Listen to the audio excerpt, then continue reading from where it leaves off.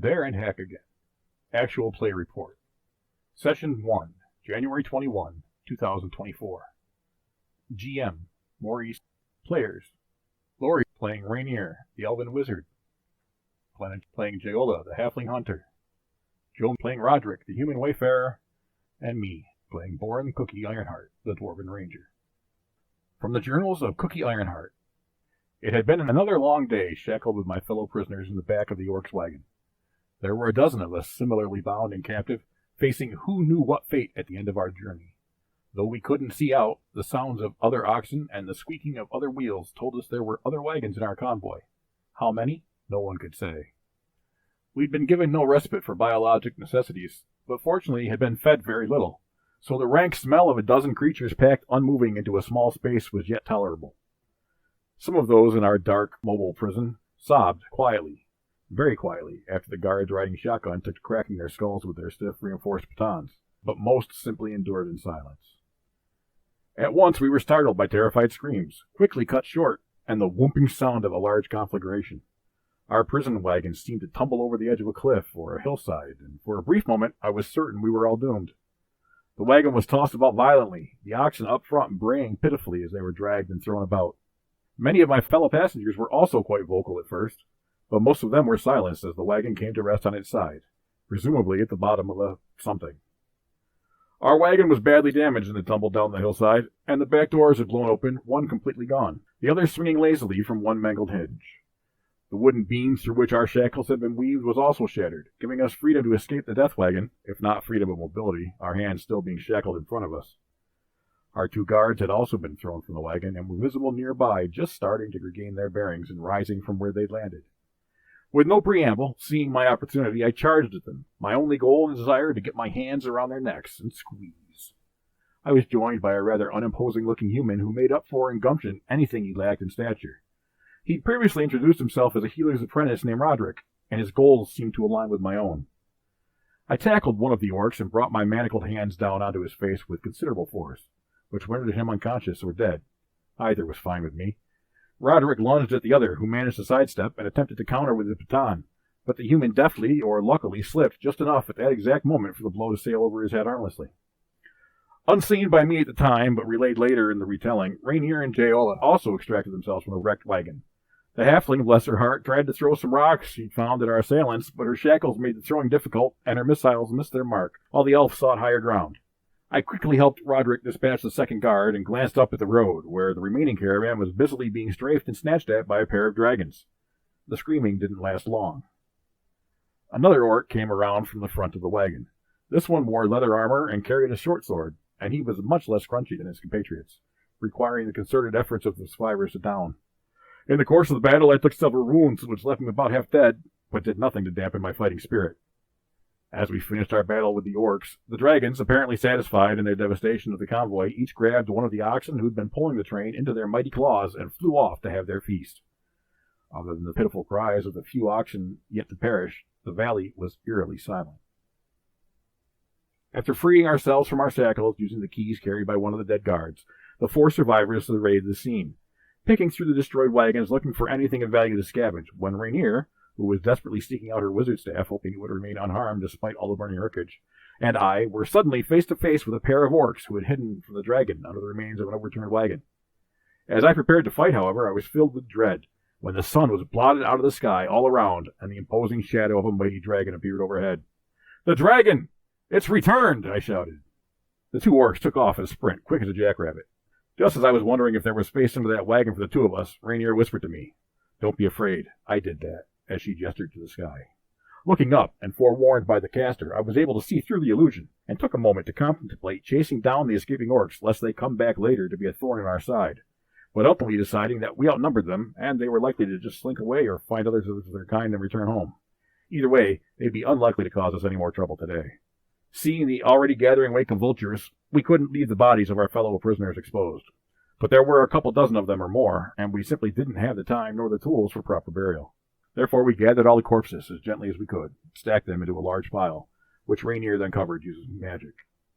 After skewering a solid cooking pot and a couple of cooking utensils, and Rainier finding her wizard staff completely and oddly unscathed by the dragon fire, and ending the suffering of any oxen who had survived the assault, we butchered as much of their meat as we could, and set off for what seemed to be the ruins of a very ancient tower not very far away, where we could seek shelter for the night and decide our next course of action. The trek was unadventurous, and we arrived as night fell. Many of us, I was delighted to discover, were skilled woodsmen and women, and collectively we tracked that though the road to this ancient tower was widely unused, evidence could be seen of a solitary humanoid figure regularly making the trip to and fro. Our belief was that whoever they were, it was likely they'd be away from the tower at the moment. Our belief was correct. When we arrived, we found an opening with no door to a large vestibule area with a fire pit off to one side of the entrance. Deeper in was a large opening into an octagonal chamber. It was dark inside, and no light seemed to penetrate from above, despite the ultimate lack of a proper roof due to some calamity caused by the ravages of time. "Hello! Anyone home?" I called out, receiving only a flurry of angry crows blasting out of an upper window as a response. I guess we could camp here by the fire. I don't think whoever is using this tower will mind. Since Rainier the elf and myself could see in the dark, we went into the octagonal room for a brief scout. There was a large statue of a wolf in the center of the room, and stairs going up and down. We decided to place some dry brush by both staircases, such that anyone treading upon it might snap a branch and give us a bit of an early warning. And then Rainier, who had been fitted with special cold iron shackles to prevent her using magic, decided to slap those puppies onto the wolf statue. 'Cause, hey, you never know. I got to work setting up some drying racks I quickly rigged up from nearby sticks and whatnot, and began roasting and drying the oxen meat. Roderick would stand watch, and the ladies went to get some rest, but before long we were all mildly surprised by the appearance of a man in a doorway. "Hello," greeted Roderick. Surprised to see he wasn't talking to me, and looking up to see the man, I followed "Greetings" in my friendliest voice. The man seemed a bit surprised by our presence, but he took it in good stride. "Why, hello," he said. "I wasn't expecting to see people here." We told our tale, and he said he'd seen the wreckage along the road and mentioned that, yes, there are dragons who sometimes hunt here, but they should be scarce for a while now, having eaten. He said his name was also Roderick, and he was a stargazer, or a skywatcher, or some such. I confess I wasn't really paying attention. And he stays here in the tower sometimes, and at night he watches the stars, and they tell him things. I got the sense he meant that in the portending the future events kind of way, not that they spoke to him, but who can say? He took a meal with us, and was kind enough to allow us to join him on what remained of the roof. The night was moonless and cloudless, and the view of the stars was, frankly, breathtaking. I've been a ranger for a long time, and was never quite like the other dwarves, in that I've spent more than my share of time in the overworld. But I'd never seen the stars look quite so stunning. Roderick showed us some of the constellations I had previously known only by name, and then darkly foretold that the stars were showing very bad things happening in the west. Now, our orc caravan had been heading west, so I posited that perhaps this was the evil written in the stars, but it was Roderick's opinion that something much worse than the orcs was behind it. On that somber note, we took our leave, and I went to sleep to work on healing up from the day's injuries. As the others took turns standing watch, Rainier spotted a bonfire spring up out in the grasslands maybe a mile distant. Multiple humanoids could be seen circling the fire, presumably dancing, and chants mixed with occasional yips, barks, and howls drifted across the largely open expanse.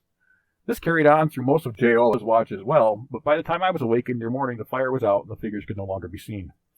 When Roderick the Skygazer awoke, we mentioned what we'd seen. Ah, yes. Moonless night. That's the wolves. Keep clear of them. They are distant descendants of the lord who used to own this tower a long time ago. Mostly feral now. They only regain human form on the moonless nights. That's a statue of him in there, he gestured towards the still shackled wolf statue. By the by, I've never seen that statue come to life, but I guess you never can be too careful, he quipped, glancing at the shackles. As we broke our fast with dried meat, Roderick the Stargazer gave us a little tour of the tower. Mostly empty after all this time, Rainier managed to find an intriguing page among the rather sticky old pile of rotting books, right before she found a big old pile of rats, and we discussed our plans. Roderick the Healer's apprentice had been traveling with his master, who was killed by the orcs, and expressed no immediate desire to return anywhere in particular. I mentioned longing for home, but also that with the trouble brewing in the west and our paths becoming entwined as they had, perhaps we should try to do something about these orcs who had captured us, stop them from hurting any others. After some discussion with Roderick the Skywatcher, which gave us a bit more information about our surroundings, it was decided we would head west, toward where we were being taken to confront the orcs. But along the way, we would seek out the so-called Lost Forest, home to a colony of elves said to have survived the cataclysm. Perhaps they could help us. Roderick advised us to avoid the road we were on and instead head south before crossing an ancient stone bridge over the little river and heading west that way. The orcs don't like to take that route, he said, because of the troll. But don't worry, he's a good guy. Just tell him Roderick sent you and you'll be fine, he assured us. The plan determined, we said our goodbyes to Roderick the Star Watcher, and after a final look out over the region from atop the tower, from which we could indeed just make out the stone bridge to the south, Rainier collected her enchanted shackles from Lord Wolf, and we headed on our way. End Session 1.